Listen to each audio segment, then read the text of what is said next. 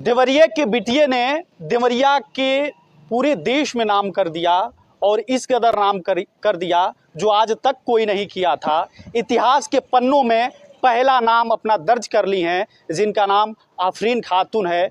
अब कैसे नाम दर्ज की हैं ये इनसे पहले खुद ही जानते हैं। आफरीन जी, कैसे पूरे देश में आप नाम और पूरे प्रदेश और ज़िले में नाम दर्ज कर लिए हैं? मैंने टॉप किया है, मैंने मेहनत किया था तो उसका फल मुझे मिला है। और मैं ये कहना चाहूँगी कि अगर आप मेहनत करेंगे तो देर या सवेर आपको उसका परिणाम ज़रूर मिलेगा, अच्छा ही मिलेगा। क्लास 12th में टॉप की थी आप? जी। कैसे आप टॉप कर दी थी? प्रदेश में आप 9वें स्थान पे हैं और ज़िले में आप पहली ऐसी बच्ची हैं जो इतना मार्क्स लाया है। मैं कहूँगी कि आप अपने पढ़ाई पर ज़्यादा फोकस रखें और कंसेप्ट जो हम पढ़ते हैं कंसेप्ट क्लियर करें। अगर आपका कंसेप्ट क्लियर होगा तो कोई भी चीज़ समझने में, पढ़ने में, आपसे याद रखने में दिक्कत नहीं होगा। अगर आप कंसेप्ट समझते हैं तो याद करने में भी आसानी रहता है, रटने से तो एक दिन भूल ही जाएगा। इसीलिए आप कंसेप्ट को समझने की कोशिश करें और हार्ड वर्क करें, रिवाइज करें, बार बार उसका रिवीजन करें टॉपिक्स को।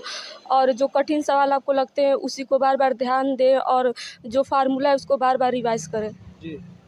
एक चीज़ बताइए कि आप कितनी पढ़ाई करती थी और कितनी आप घूमती थी? क्योंकि बच्चे आजकल देखी जाए तो पढ़ाई कम करते हैं, घूमते ज़्यादा हैं। तो थोड़ा बच्चों को बताइए कितनी आप पढ़ाई करती थी? देखिए, मैं हर वक्त तो ऐसे पढ़ती रहती थी, बस जब मेरा दिमाग थक जाता था तो थोड़ा रेस्ट कर लेती थी या घूमने फिर मतलब घर ही में इधर-उधर घूमती थी और फिर मैं पढ़ने लग जाती थी। मिनिमम कितने घंटे तक पढ़ती थी आप? 7-8 घंटे। 7-8 घंटे पढ़ती थी आप? मैंने कभी गिना तो नहीं है, लेकिन मैं हमेशा पढ़ती रहती थी। मतलब मेरा टॉपिक जब तक पूरा नहीं हो जाता कि मुझे आज इतना पढ़ना है तो पढ़ना है, भले ही रात के 10 बज जाए, 12 बज जाए, जब तक वो ख़त्म नहीं होता था तब तक मैं पढ़ती। अच्छा, एक बार और आपसे पूछ रहे हैं कि आपको आगे चलकर क्या बनना है? क्या प्लानिंग की है कि मुझे ये बनना है? मुझे आईएएस बनना है, सिविल सर्विसेज में जाना है। क्यों आईएएस बनना है आपको? देश की सेवा करना है, समाज का सेवा करना है, अपने ज़िले को और बेहतर बनाना है और वहाँ की जो गर्ल्स होंगी उनको शिक्षा में और आगे बढ़ाना है। देश की सेवा तो एक नेता भी करता है, लेकिन नेता और जो है कि अधिकारी में क्या अंतर हो जाता है? देखिए, नेता से बढ़कर तो अधिकारी का पद कभी भी रहेगा। अधिकारी जो होगा अगर नेता कुछ गलत भी करेगा तो वो उसे समझा सकता है, उसे ऑर्डर भी दे सकता है कि आप ये काम ऐसे करें, या फिर उसके हिसाब से भी हो सकता है, ये आईएएस के हिसाब से। जी, एक बात और बताइए कि आपसे अभी तक हालाँकि कल के रिज़ल्ट आया, अभी तक आपके पास कौन-कौन आया, अधिकारी कौन-कौन आए और कौन-कौन आपसे मिलने आया? मेरे टीचर्स आए थे और मेरे प्रिंसिपल सर आए थे और मेरे हरिहर त्रिपाठी बाबा जी हैं वो आए थे और पूर्व सांसद आज आई थी सुबह में कनकलता मैम और विधायक आए थे सुरेंद्र चौरसिया सर और इतने लोग आए थे टीचर्स। टीचर भी आए थे, लेकिन एक चीज़ और भी फिर पूछ रहे हैं आपसे कि इतना मार्क्स लाने में किसका हाथ है? सबसे ज़्यादा किनका श्रेय है? मैं कहूँगी टीचर्स का ही है, क्योंकि अगर वो अच्छे से पढ़ाएंगे तभी तो आप अच्छे से पढ़ेंगे। और मेरे फैमिली का भी है और मेरे भैया का भी है, वो मुझे मार्गदर्शन देते रहे। मेरी मम्मी का भी है कि वो मुझे समय देती थी, तो सबका है। जी। एक चीज़ और फिर पूछ रहे हैं कि डीएम साहब जो है कि आपके पास नहीं आए थे? नहीं अच्छा। तो क्या आशा करती हैं कि डीएम साहब आपके घर आएँ, आपको सम्मानित करें, आपकी मनोबल बढ़ाएँ? जी, मैं चाहूँगी कि वो मेरे घर आएँ, मुझे खुशी होगी कि वो मेरे घर आएँगे, मुझे सम्मानित करेंगे। मैं चाहूँगी कि वो आएँ। पढ़ाई-वढ़ाई के लिए विधायक जी क्या बोल कर गए?